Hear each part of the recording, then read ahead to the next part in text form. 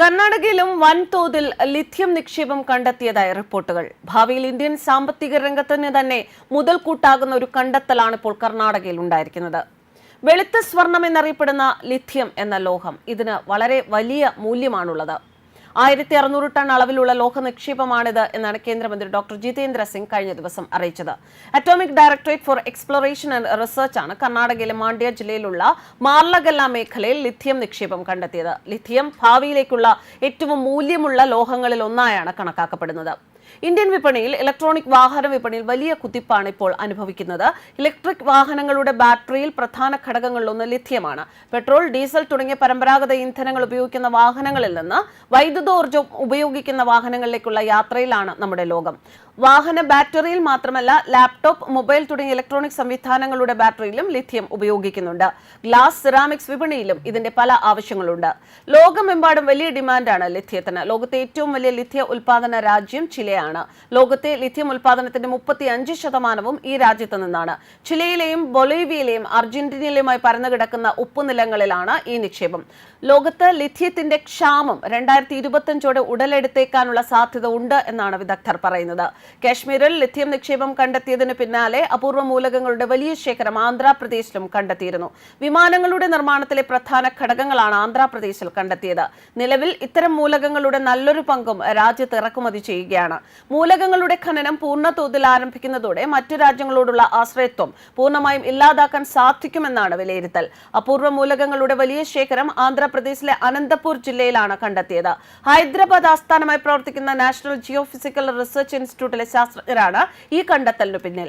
ആലനൈറ്റ്, cerite, thorite, columbite, tantalite, apatite, zircon, monazite, fluorite തുടങ്ങി 15 മൂലകങ്ങളുടെ വലിയ ശേഖരമാണ് ആന്ധ്രാപ്രദേശിൽ സ്ഥിരീകരിച്ചത്. വിമാനങ്ങളുടെ നിർമ്മാണത്തിലെ പ്രധാന ഘടകങ്ങൾ പ്രസ്തുത മൂലകങ്ങൾ കൂടാതെ ഇലക്ട്രോണിക് ഉൽപ്പന്നങ്ങൾ, മെഡിക്കൽ ടെക്നോളജി, പ്രതിരോധ വ്യവസായം, വാഹന നിർമ്മാണ മേഖലകളിൽ ഉപയോഗിക്കും. ജമ്മു കാശ്മീരിൽ ലിഥിയത്തിന്റെ വൻ ശേഖരം കണ്ടെത്തിയിരുന്നു. 5.9 മില്യൺ ടൺ ലിഥിയത്തിന്റെ ശേഖരമാണ് കാശ്മീരിൽ സ്ഥിരീകരിച്ചത്.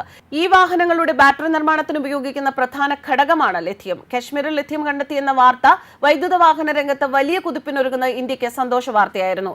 20 കൊല്ലം മുൻപ് പൂട്ടിയ കർണാടകത്തിലെ കോളാർ ഗോൾഡ് ഫീൽഡ്സ് അഥവാ കോളാർ സ്വർണ്ണഖനി വീണ്ടും തുറക്കുന്നു എന്ന വിവരങ്ങൾ സ്വർണ്ണ മേഖലയിൽ കോളിളക്കങ്ങളാണ് സൃഷ്ടിച്ചത്. ഒരു കാലത്ത് ഇന്ത്യയിലായിരുന്നു ലോകത്തിന്റെ 20% സമ്പത്തും ഉണ്ടായിരുന്നത്. അതായത് ഭൂമിയിലെ എല്ലാ രാജ്യത്തെക്കാളും ധനിക രാജ്യമായിരുന്നു ഭാരതം. സ്വർണവും രത്നങ്ങളുമെല്ലാം ഇന്ത്യയിൽ കുമിഞ്ഞുകൂടിയിരുന്നു.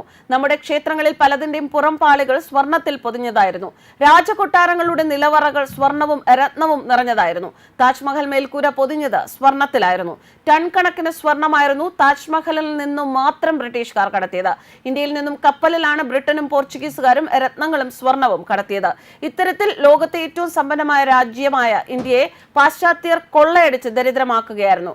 ഇന്ത്യയിലെ സ്വർണ്ണഖനികളിൽ നിന്നും പുറത്തെടുത്ത സ്വർണത്തിന്റെ ഭൂരിഭാഗവും പാശ്ചാത്യർ കൊള്ള ചെയ്ത് കൊണ്ടുപോവുകയായിരുന്നു. KGF-ൽ 14,000 ഏക്കറാണ് ഖനനത്തിലുള്ളത്. ഇതിൽ 4,000 ഏക്കറിലാണ് സ്വർണ്ണ ഖനനം നടന്നിരുന്നത്. സ്വർണം വേർതിരിക്കാൻ ചിലവ് കുറഞ്ഞ സൈനൈഡ് ഉപയോഗിക്കേണ്ടാത്ത പുതിയ സാങ്കേതിക വിദ്യയും ഇന്ന് ലഭ്യമാണ്. സൈനൈഡ് എന്ന അതിമാരകമായ വിഷമില്ലാതെ സ്വർണം ശുചീകരിക്കുന്ന ടെക്നോളജിയാണ് ഇന്ത്യ ഗവൺമെന്റ് ഇപ്പോൾ നടപ്പാക്കാൻ ഒരുങ്ങുന്നത്. ഇത്തരത്തിൽ സ്വർണവും അപൂർവ ലോഹങ്ങളും വഴി ഇന്ത്യയുടെ വരുമാനം വർദ്ധിക്കും എന്നാണ് കേന്ദ്ര ഖനന മന്ത്രാലയത്തിന്റെ പ്രതീക്ഷ.